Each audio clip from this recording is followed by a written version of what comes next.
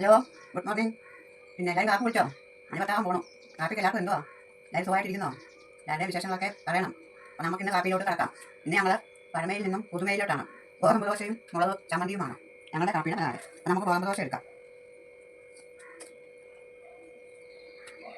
ഗോതമ്പ് ദോശ എടുത്ത് ചമ്മന്തിയായിട്ട് ഉള്ളിയും മുളകും വെളുത്തുള്ളിയും കൂടെ വെച്ച് ചേർത്തതാണ്. ഇത് കൂടാതെ നമുക്ക് ദോശപ്പൊടിയും ഉണ്ട്.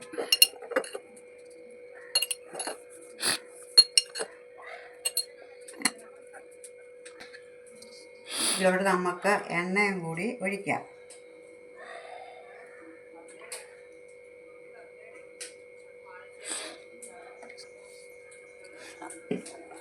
ഇന്നത്തെ നമ്മുടെ കാപ്പിയുടെ പലഹാരം ഗോതമ്പ് ദോശയും മുളക് അരച്ചതും ദോശപ്പൊടിയുമാണ്.